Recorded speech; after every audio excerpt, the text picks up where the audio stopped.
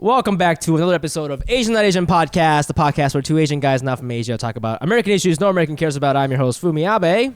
And I'm Mike Nguyen. If you're listening to this on your phones right now, please take a screenshot, post it on Instagram stories, tag us at Asian Not Asian Pod, and we shall retweet it, regram it, and make you famous. Yep. They will see it on they will see your name on our account. And also, please check out please don't forget to support us on Patreon. That's patreon.com/Asian Not Asian Pod for bonus content. And if you sign up, we give you a shout out on the podcast. So this month, or I guess this week, we're gonna give a shout out to our three newest members: Stephen Fan, that's Chinese as hell. Chinese, hell yeah. Vincent Lee, L.I., that's Chinese. Chinese, and Gabriel Tan, that is Chinese. Gabriel Tan, also Chinese. This is the second time we're recording this because I fucked up, but Mike made a very funny joke earlier, and I don't know if you want to do it again. It might be inauthentic, but go ahead. It might be inauthentic. We'll try it again. If it's not that funny, then it was never funny in the first place. So these three names are like if the Magi in the Bible were Chinese dudes, you know. So it's the three guys. It's the three guys who are coming to see someone to see Jesus. Yeah. Who is Magi? What's the Magi? The horse people, the horsemen who found Jesus in the Magi are the three dudes who come to go. The wise men, the three wise men. Oh, the three wise men. Okay. Gotcha, who come to get with the frankincense and myrrh. Except that now it's Stephen, Vincent, and Gabriel. That would be sick if they were Asian, because honestly, these guys sound like Facebook employees. So it'd be funny if they were in the Bible. Yeah. Hey man, Facebook employees are the Magi of 2021. They got the money, they got the gold, and they're here to looking for the Christ child. So thanks for your money, guys. Yes, and if you want a shout out, please go to patreon.com/Asian Not Asian Pod. We are back again, just the boys today, back again with Fleshlight, Fumi, and Matrimonious Mike. This is part 2 of the sex and dating episode we did a couple weeks ago. And this week, once again, we like to try answering the question, is being single in your 30s Asian or not Asian? Yeah. Because last time we tried to answer it, we couldn't really find an answer. I want to start here. Something happened to me the other day. This wasn't a date, but I could see this happening on a date. And okay. do you ever have a moment when you're like, again, this is not a Ratatouille racist flashback moment. This was a good moment. Do you ever have a moment when you're living life when you're like, oh my God, that was so Asian, and you cannot disagree with me. Even if you're an Asian denier, even if you're whitewashed and Asian denier, what just happened is the most Asian American thing ever. Has it ever happened to you? Yeah, all the time. Dude, okay. Yeah, it usually has to do with food. I think this is where this is going. But usually has to do with food. But this is related to food. But okay, so I was hanging out with my two friends, Woody Fu, and SJ's son. They've been on the pod, good friends of the pod. They're good friends of the pod. We were getting lunch, just catching up. And when the check comes, we all put our credit card down. And then the guy, we pay. And then the guy brings it back. And I'm looking at this tray with 3 of our credit cards. And I realized that all of us don't go by our actual names. Oh, word! Like, everybody's names on the card was different. Like, so Woody's real name is like Meishong or something. Oh, is it really? Yeah, my card says Masafumi, and then SJ's is like Sunjong. And so I was like, this is literally the most Asian American thing ever. It's like we go by Kevin's, we go by Michael's, but when you put down your passport, that's so funny. Your credit card, your actual name is like Minte or some shit. You gotta go Vietnamese way, man. Vietnamese people, we like embrace the colonists, and that's why we got. My real name is Michael, and but or you can go real Vietnamese American and be named Washington, right? or Nixon. That's Reagan. Reagan, yeah, exactly. So, dude, that's so funny. true. And I think too, because my wife's name is Korean, but it works in English. Do you know what I'm saying? Yeah. So she doesn't have to worry about something like that. But like sure, other people. Her birth certificate says Gina. Yeah, it says that. Oh, but that's a Korean name too, so that it works with them. And then and I think it kind of works with her brother's names as well. But totally, dude, it's like every single Asian American person with like a real Asian name needs also a stage name. Yeah. We all have stage names. Dude, Asian Americans by default, we are performers. We are performers. 100%. that's absolutely right. We are performers, and we go on there, and we're like, oh, let me dance for you, you know, Yeah. like, dude. you know, No, call me Woody, you know.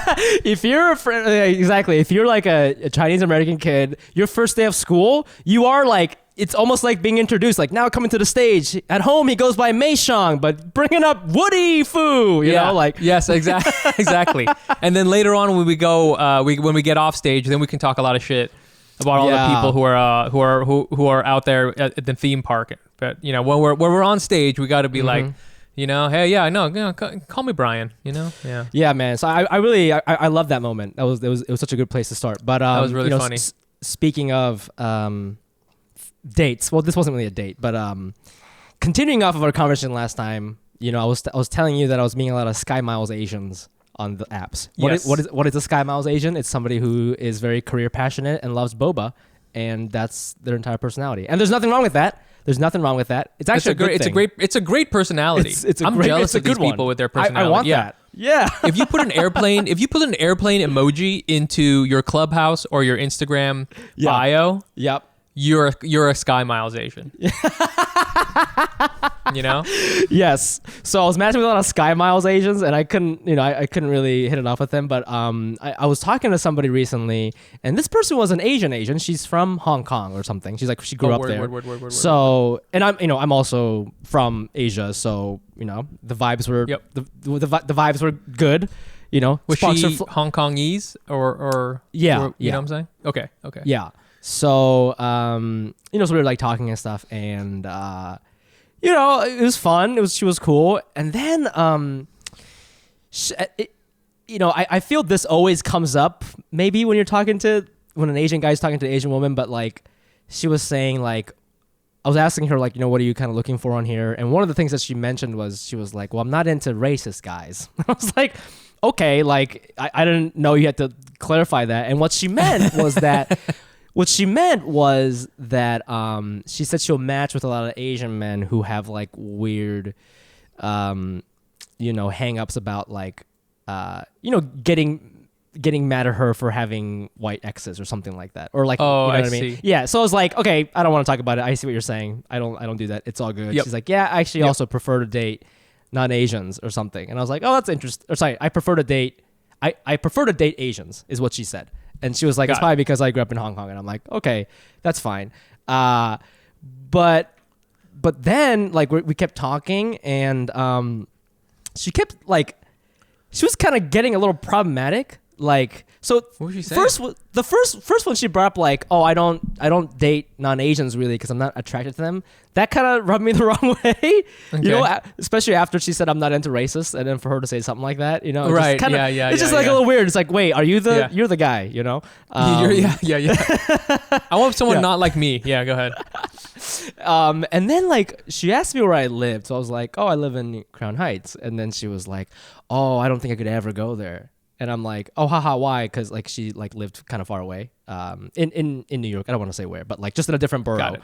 And I was like, haha, why? Like, you know, is it too far away? I made some joke about like, you know, because there's like the hacky joke about like if you live off the G train, it's like a long distance relationship or some shit like that. Yeah, right? yeah. I made some stupid joke like that, and she was like, no, I just I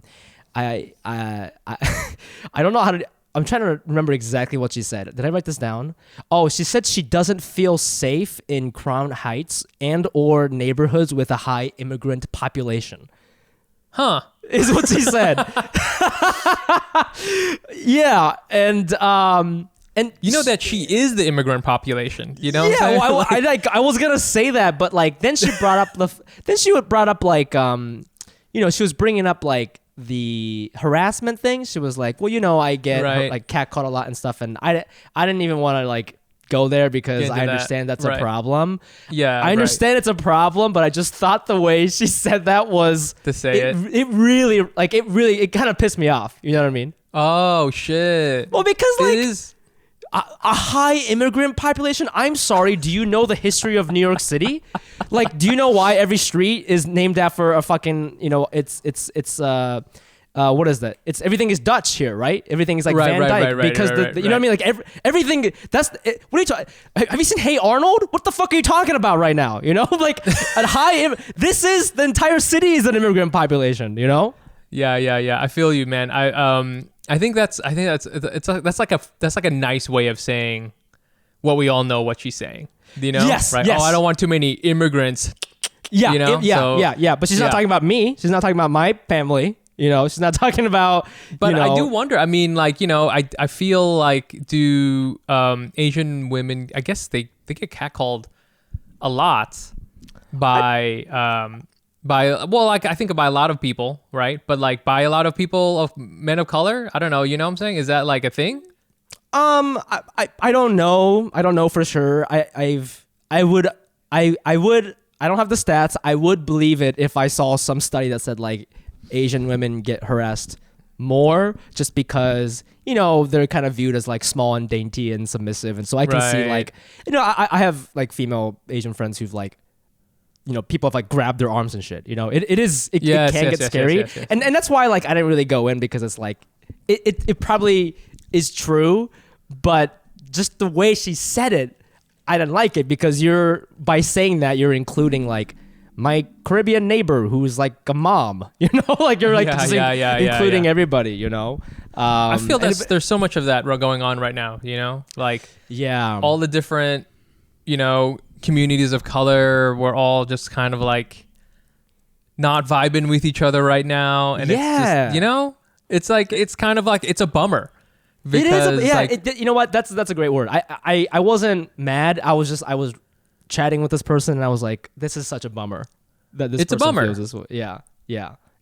You know, and I don't think she, you know, the way she said it was, I see what she's saying and I also don't, you know what I'm saying? I see both sides kind of, you know, and I don't know where the solution is. Right. I promise you it's not on this podcast. If you're looking for the answer here, we don't got it. On here. We don't got it. No way. No. This is Fleshlight, Fumi, and Matrimonious Mike, and we don't have no answers.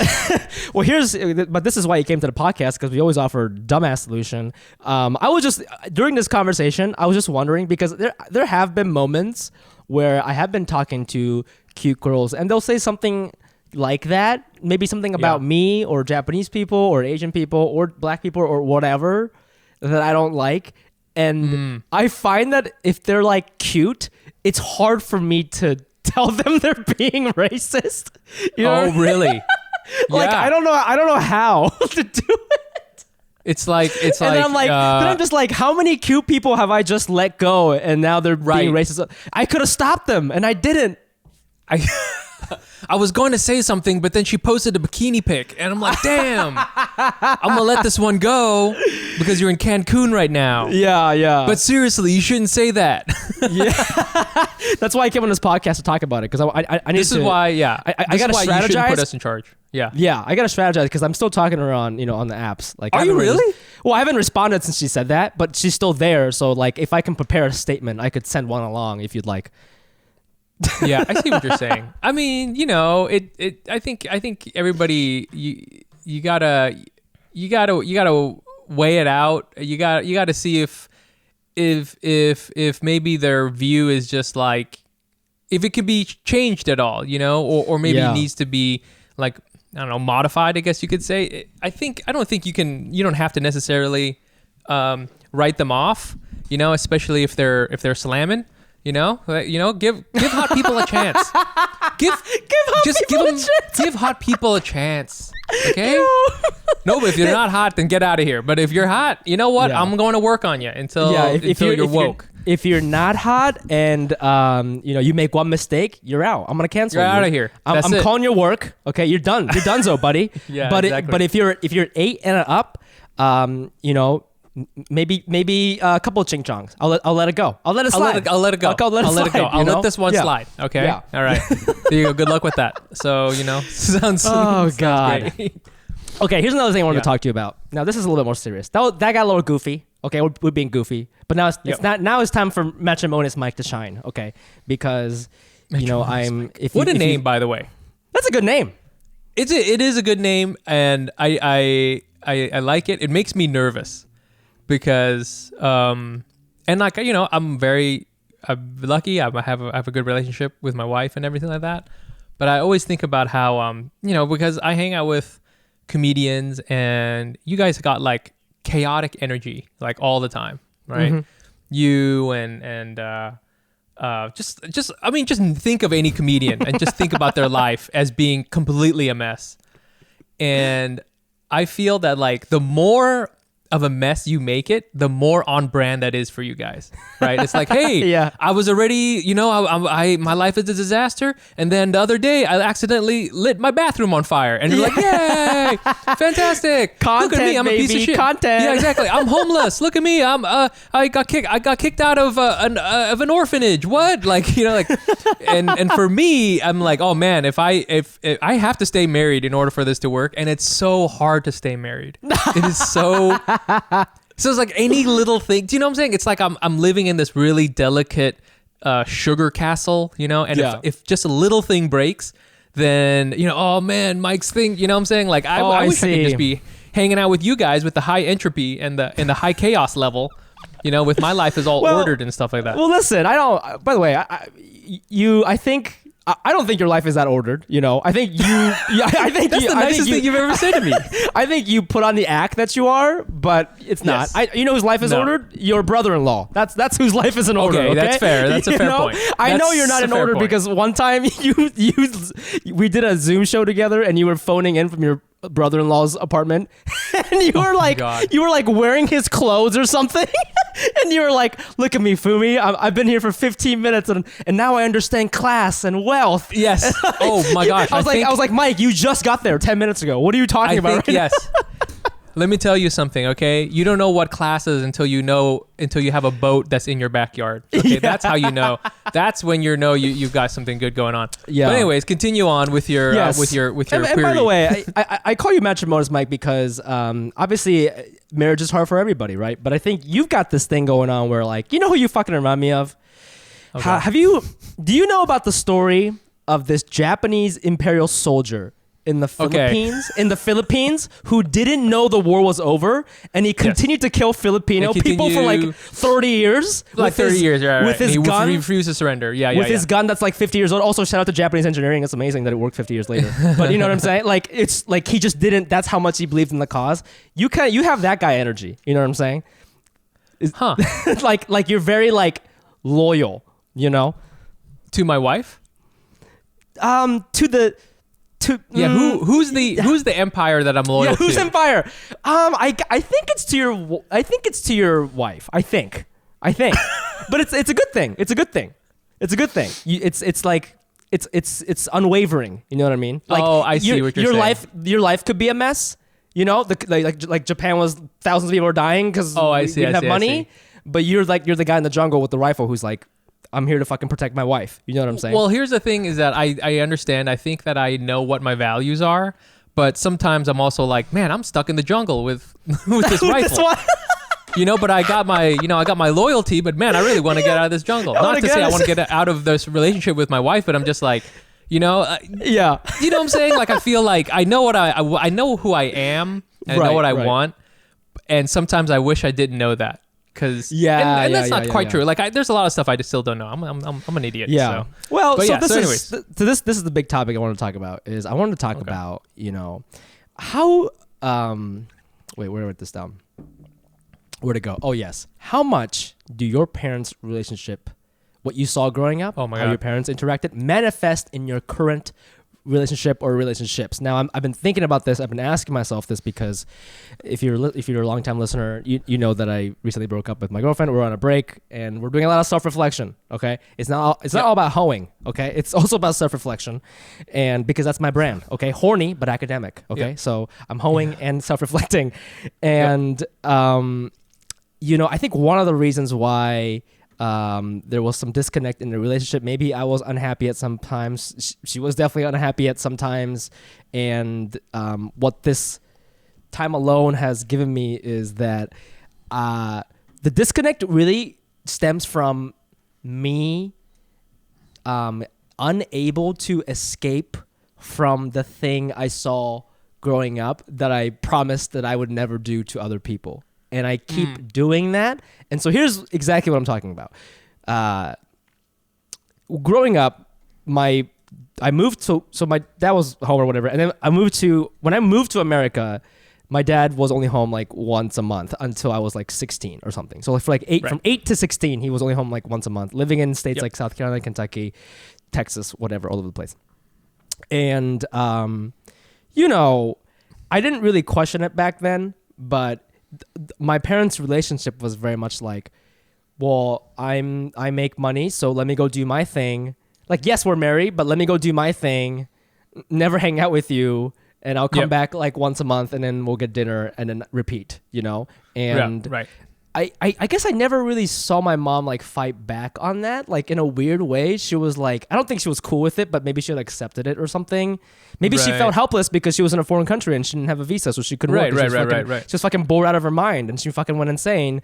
And she had kids. She was raising me and my sister who were only 1 year apart, and we were fucking fighting all the time and it was a mess. But like, you know, it was very much like, oh, we're married, but I'm gonna just go do my thing and we're not really gonna hang out. You know, like, yeah, we can be married, but I'm gonna go do my thing, which for him was work. And, you know, now that I'm adult, I think about it all the time. And there's no way my mom was okay with that, because my mom's side of the family, they're blue collar. My grandpa's a janitor, you know, my uncle sells fire hydrants. Like, they're like working class people, but they're very funny. They're very social. If I have an ounce of a funny bone, it's from that side of the family. Right. And, you know, my mom has like a lot of friends in Japan, and she could have just married another blue collar guy in Japan and just had just like hung out and like had a great life, you know, like she could have done fire that. Extinguishers. Yeah, dude. Exactly. And but she didn't. She like didn't do any of that, and she came to America, and then my dad wasn't even around. Just bounced, right? Just bounced. Hey, hang out with these two annoying asshole kids. Yeah, these fucking rascals. Well, I have another family in Mexico. Exactly, and Texas and South Carolina. So like I didn't like that growing up, you know, and I think I tried to be like, well, you know, if I get married, like, I don't think I want to do that, you know. And then I started dating Maria. We were like, you know, officially dating and together and exclusive. This is like, I don't know, 2014 or whatever. And, you know, things were cool. But then I started comedy, and I got kind of sucked into that world. And I don't regret it, because it's led to some really cool things in my life, like this podcast. Right. Love you guys. Yeah. But, you know, I just found myself like being that guy. Like, I was gone all the time. I was always gone doing a thing. And then if she questioned it, I would get mad. I would feel like my identity is being questioned. It's like, what do you mean? Like, this is what I'm doing. This is what I do. Right. Exactly. This is what I do. Let me do this thing.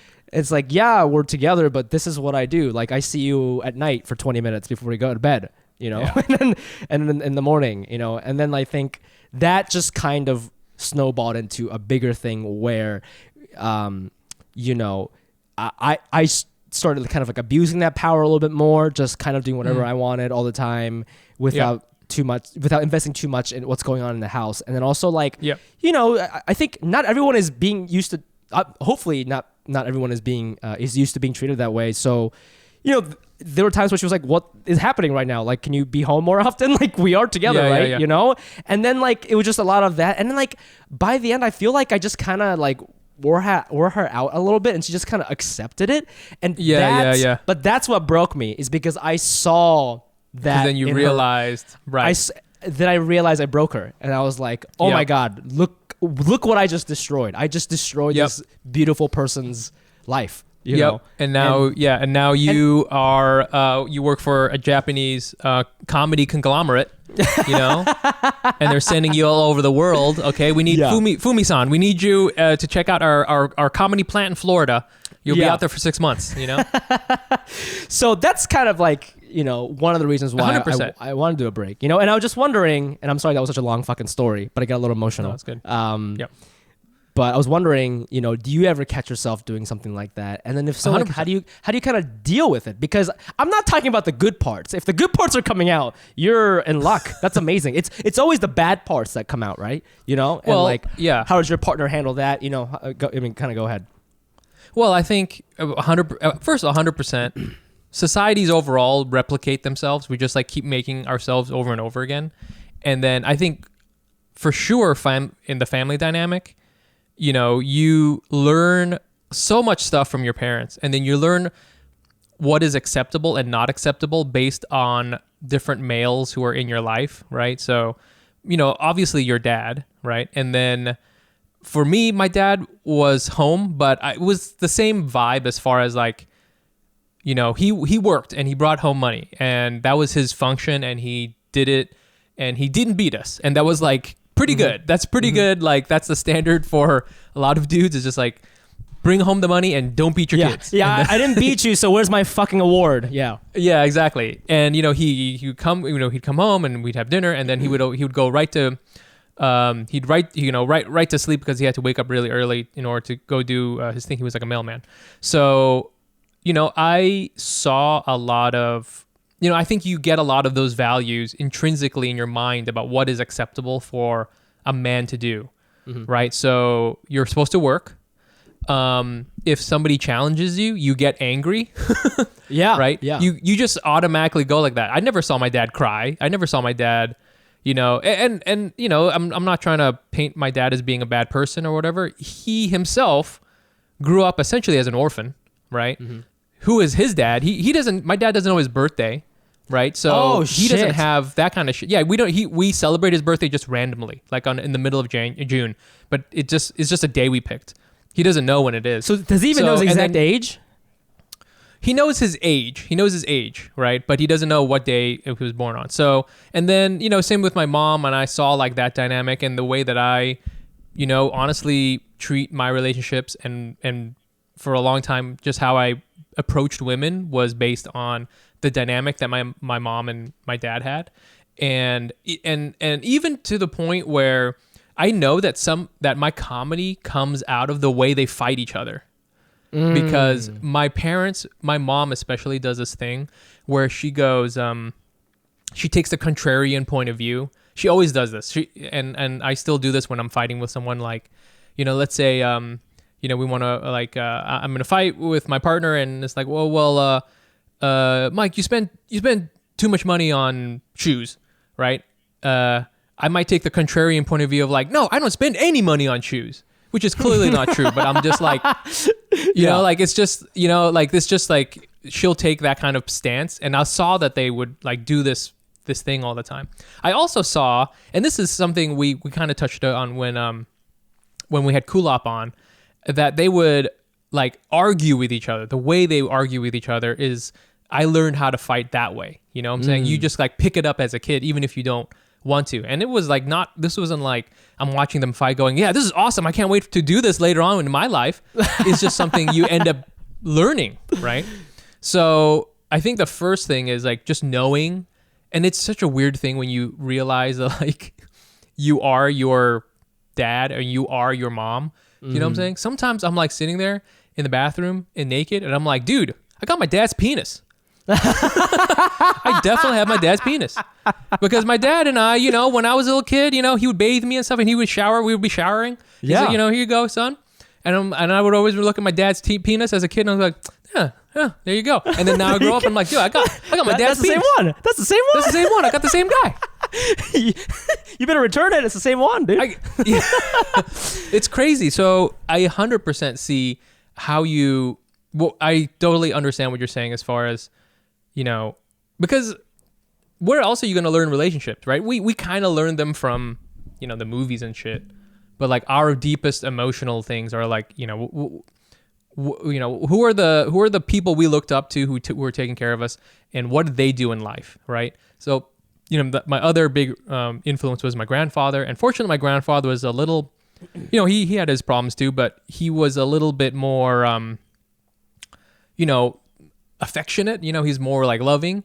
But he also had the whole thing where his whole, his thing as a man was to go out and like fix things and bring back money and support the family. So I have that in my, I can't turn that off. I cannot, we were talking earlier about I wish I was more chaotic. I can't be that chaotic because like I never saw my grandfather be chaotic. My grandfather was not a fuckboy. Right. My dad was not a fuckboy. Right. To their credit. But at the same time, now I'm like, I have to do what they do. It's hard to untangle that. You know what I'm saying?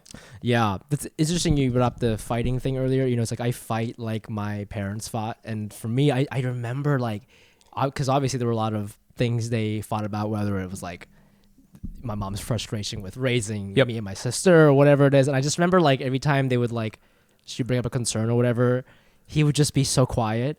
And then like Yep. he'd like go to work on Monday and he'd Yep. be gone for Yeah. another month. Like he would just go Yeah. away. And I remember like a couple times like my mom got so frustrated, like she would like call my grandma and like my grandma would give us a talking to over the fucking phone Wow. from Japan. You know, Her mom. her mom. Gotcha. Yeah. Yeah. And like, you know, we're tight, so like it's fine. But like it's okay, obviously it's awkward getting yelled at by your grandma because your grandma's not that kind of person in your life, you know? Right. I feel like your right. aunts and uncles and grandmas don't yell at you because they just play with you. Because that's their duty. Right. They don't change your diapers. They buy you PlayStations. They play basketball with you, and then But they're it like, is kind of bye. scary, you know. Like you feel that if it's like your boss going to his boss, you know. Yeah. And if yeah, that yeah, guy's yeah. if the person who's usually buying you PlayStations is mad at you, you're like, oh man, I fucked up in some way. Yeah, I really want to yeah, keep yeah. those PlayStations going. You know what I'm saying? But you know, But yeah, I think it speaks, you know, a lot in terms of like that's how little support she had, right? Like she couldn't, Yes. like there was nobody in person to like. There's no one else him. to help you. There's no one. She had to call somebody like 5,000 miles away. It's insane. Dude, I mean, I just can't imagine. Like, so I mean, you know, I think it's important even just to realize that this is happening, right? Because I think Yeah. I don't even know if people know it's happening. You know, sometimes Yeah. they might just go through their whole life not realizing where they got all these weird traits from. But I think that's the first thing is like going, okay, I learned these things from my parents. And I think it's especially interesting for Asian people because like we're really not explicit about feelings at all, you know. Yeah. Shouts to Feeling Asian podcast and all Hey. that stuff because like we just don't talk about No. that sort of thing. We definitely are. We're very emotional, but we don't. You know, we don't have like family therapy. You know, we don't have that shit. Yeah. You know, we just have yeah. acupuncture. You know, I don't know who made that joke, but like, yeah, it's just like that's where it is. How do you like? So- So how do you like? Okay, if you do this, I'm sure you know your wife hates some of the things that you do in terms of like the way Oh you my God. fight or the way you argue, right? Yes. Yes. How do you address that? How do you move forward with that? You know, and like, Well, has she ever been like, I cannot deal with this part of you. You need to fix it, or Yes, this is yes, done. yes. And- She knows. yeah. She knows now when I do it because she's been around my family enough where Yeah. now she knows when I'm doing it. Oh, she saw the You know, when blueprint. Yeah, she's like, aha, you know, she saw the playbook. She saw the playbook. She saw the She's like, you're manual. running, yeah, you're running, the long Hail Mary pass. Okay, I see Yeah. you're doing it. the Vietnamese QB sneak. I see you. Exactly. So I think it's it's very therapy based as far as like first of all knowing that you're doing it and then stopping and it's hard to do that because when you get mad, right? When you're mad, you just want to like lash out, right? Yeah. But yeah. if you can stop and you can go and it whenever two people are fighting, it's just like two people have something they want and there's a conflict between those two things. So it's like, I want this. And you just try to be honest with yourself about that, which is really difficult because a lot of times we think we want this thing, but it's actually a code for something else, even in our own minds, Right. But I think you're just trying to get to the point where you're like, okay, ultimately, I would like this to happen. Can you make this happen? And the other person has to do the same thing, which is, again, like very, very difficult. And I don't even think that's really the right way to do it. But like, I mean, with your relationship before, you had these kind of conversations, right? I would imagine. Yeah. You know? Yeah. Right. And it sucks ass because like it's so emotionally fraught for you guys, Yeah. right? Yeah. I mean, we've talked about it a bunch of times, but I think, and there are a lot of things that I used to do that I don't do anymore, like being more honest and stuff like that. That's something I was able to like fix and address, and now I try to do that in all aspects of my life. But this was the thing that I couldn't shake off, and it's like this is like the deepest thing, It's a polyp that is fucking so deep. I can't get it out, I think I got. Hold on, and by that you mean what do you mean exactly? What is this thing? The lifestyle. This lifestyle of just like me not expected to be home all the time. that. Right. Like the default is that I'm away most of the time, you know. And I know you have this as another kind of topic on here, but maybe we can also talk about that because like you know, I mean, this is like more comedy specific, but I think this is true for a lot of jobs, you know, whether you work in whatever finance or startup or something like that, about like not being around is like so hard for this sort of thing, you know? And I mean, I see why a lot of like famous people like get divorced because, you know, if you're a famous person and you get like all these gigs and you're flying all over the world to do all these things and you're like ultimately not around, you know, like the relationships don't just work like that, you know? Right. You can't just like set someone like on autopilot and then go off and do your thing and then come back, you know? Like someone told me that the reason why there are bands that stick around forever is that people just keep showing up to practice. You just got to show up to practice. Whether you're the Beatles or you're Kanye West or whoever, if you just stop showing up, there's no more band. You know, there's no reason for that. But I think, you know, and I don't know if Maria is listens to this podcast anymore. So everything I say only comes from a place of love. I care about Maria way more than I care about Fumi. That's what it comes down to. But no, I do. I mean, I wish her all only the best. And this is tough. So it's, you know, I think it's funny because you were telling me about how Maria invested in you for so long in Fumi coin. Right? In Fumi coin. And held the Fumi coin for a long time. But then right as Fumi coin is kind of taking off, she kind of divested. Yeah. Right. But in a lot of ways, this is the time, you know, that's a sunk cost fallacy, right? You think you're getting out when things are going up, but really, honestly, for you, if the more you blow up, the less you'll be around, right? Yeah. The worse it's gonna get. Yeah. If anything, this is the good part because, you know, before when you were just doing a podcast, but you know, if you like blow up and you like go and you got to move somewhere or you got to you know, go on tour or something like that, you're never gonna be around. Dude, so that is such a good point, man. You know? Matrimonious Mike with the knowledge. You just know, like, you know, this is what it's about. And you gotta, if you know, for her, she, don't take this the wrong way, she dodged a bullet, okay, with you.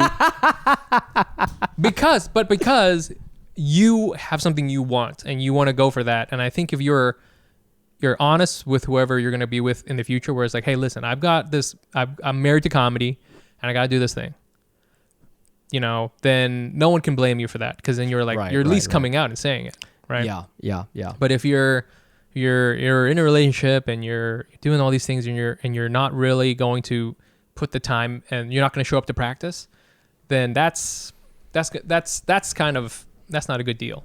You know? Right. I mean, this is kind of like the last thing I wanted to bring up, which is kind of related. And it's the fact that, you know, Mike loves his wife so much, and I envy that so much. You know, this is so when I was in Hawaii, I was hanging out with my two close friends from college, and we had the best time. We were talking, you know, we're all about the same age and we're all single, and you know, and we were just kind of like talking about this, and they said to me something really interesting that I feel is like a very good litmus test of like how your relationship is going, at least from your perspective. And they asked me, you know, are you proud of your partner? Do you want to show off your partner? Like, look how awesome she is. I can't wait to bring her around to all my friends because she's so fucking awesome. I want everyone to meet her. And I could not answer that question. But you know, if you think about it, like, I didn't want to bring her around to a lot of comedy shows. And I think a lot of that was because I treated it like work, you know, like I didn't bring her, I asked her not to come to the Knit because I was like, I'm working. I need to like network. I don't want you there. I don't want you there. Right. She hasn't come to like out of the bigger shows I've did. And I didn't really think anything about that, but I was just wondering like, oh, am I supposed to meet someone that like defies all that? And cause I feel like you bring Gina everywhere.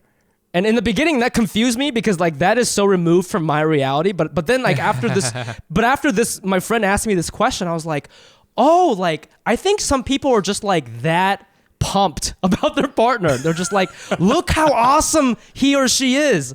Look at her. Not just hotness, just like feel her energy.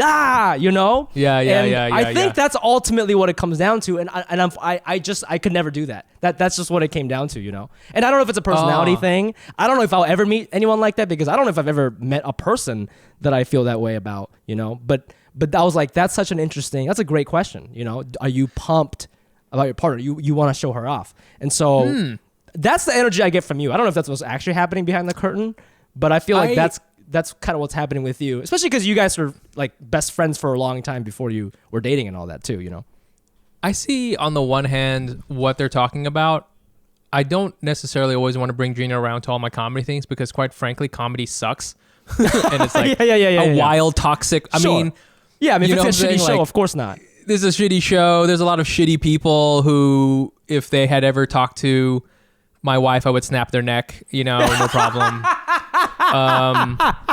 You know, but I do see as far as, and a lot of times Gina is like, I don't want to go to your stupid show. It's stupid. You're doing this is stupid. But it's not just comedy. It's just like everything, you know? Well, hey, maybe you're going to a work party, or maybe you're going to hang out with me, you know, whatever. But I do see what they're saying as far as like, you know, you got to find someone who you are stoked about and who you think of as being like with her.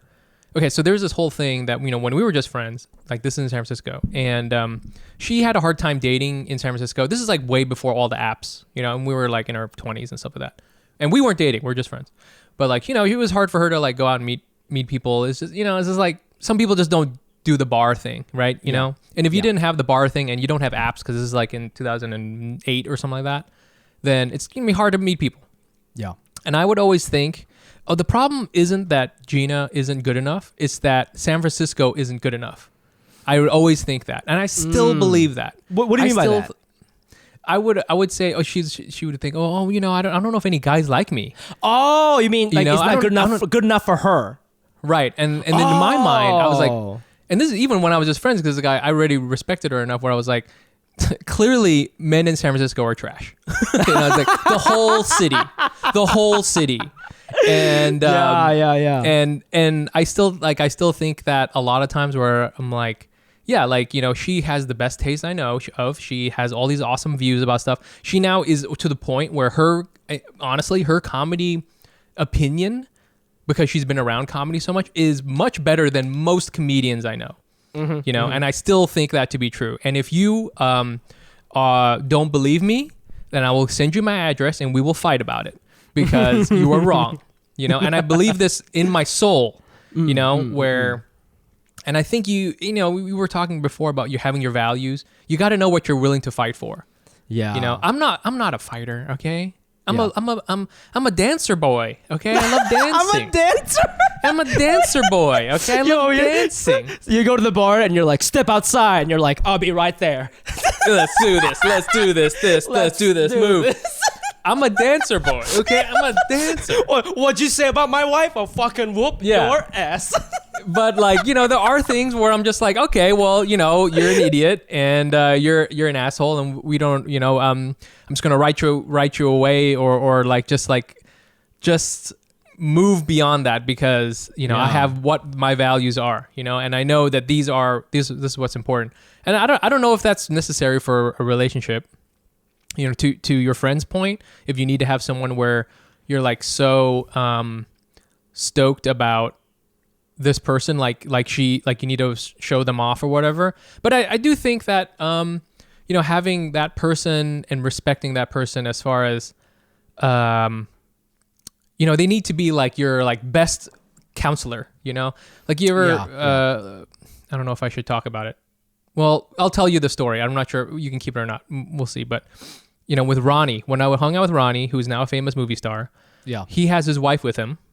And he listens to his wife's comments about his comedy, you know? She's like, this joke didn't work. You know, you should try this thing. And he'd be like, yeah, you're right. You're totally right. And like, I would just watch them like do that. Wow. She's not a comedian, but he is like, Wow. you know, he's like, yeah, you're totally right. You know, and like the two of them, that's sort of their vibe.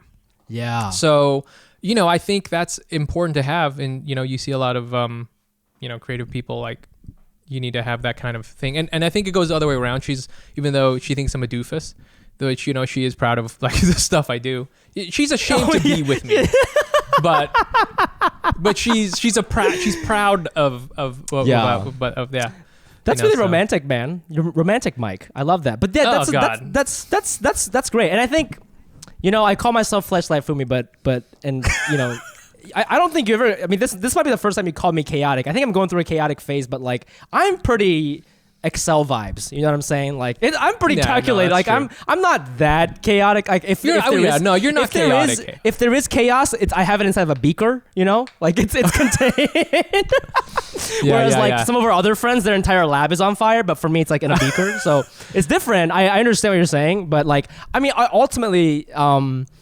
You know, I mean, it would be, I don't know if this kind of person exists. I think a lot of it is just like, I gotta just allow that kind of person to enter my life because, you know, I think there's a lot of things, like especially the first thing I talked about, you know, with the just having a lot of space, that is preventing me from letting people like that in my life, you know, whether that could be a friend, that could be a partner. I don't think this entire conversation could be applied to just a friendship or a platonic thing, you know? Sure. So anyways, but this has been very helpful. Thank you so much for your therapy session. I will have Cigna send you some money. I'm out of network for you. You're out of network. Yeah. God so you owe me $15,000. $15,000. Yeah. Yeah. There you go. Well, you know, we're gonna wrap up the conversation here, but hey, Fleshlight Fumi and Matrimonious Mike, we will be back. There will be a part 3 at some point when I have a new development. And we want to hear from you guys what you guys think about, you know, your thoughts on your relationships, you know, and your relationships with your parents, how that's affected your romantic relationships.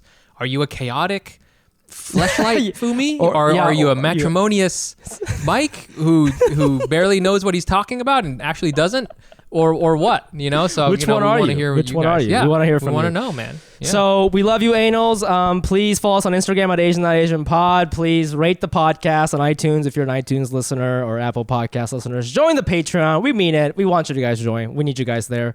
And yeah, I think that's it. Or shit, our shows. We got Hack City. Hack City is our stand-up comedy show that we do every other week. Next one will be... It's a Zoom stand-up comedy show. It's every other Friday. That's right. And then we also have a monthly Patreon hangout, which we're sort of piloting. So check us out on Patreon at patreon.com/Asian.AsianPod. We're also trying stuff on Clubhouse. So find join Fumi Clubhouse. or I... or me on Clubhouse, and we're just kind of playing around with that. We're not sure where we're going with that yet, but just trying to, like, you know, put out the fun stuff. Yeah, that's it. Yeah, man. Upcoming events, March 11th, Clubhouse, 8 p.m. Patreon Hangout, March 12th. That's for Patreon members only. And then Hack City is March 19th, and the one after that is April 2nd. So just go to Asian.AsianPod.com for all the information. Thank you guys for listening. I know we hear from a lot of you guys when we do an episode with just me and Mike. I know a lot of you guys enjoy it, and I know there's a lot of you who are like, "Fuck these guys! Bring back Min Jin Lee. What is this bullshit? I don't care what you guys think about your stupid daddy issues. You fucking idiot." I know most of you guys are like that, but the 40% of you who like hearing this kind of stuff, we love you, and we know those are the people donating to our Patreon. So and let us know if this is what you want or whatever, because we're just two Asian boys, you know, Asian boys. Asian okay, boys. And all we can do is dance. We can't fight you, baby. All we can do is dance. So we'll see you guys next week. Bye. Bye. Dance moves.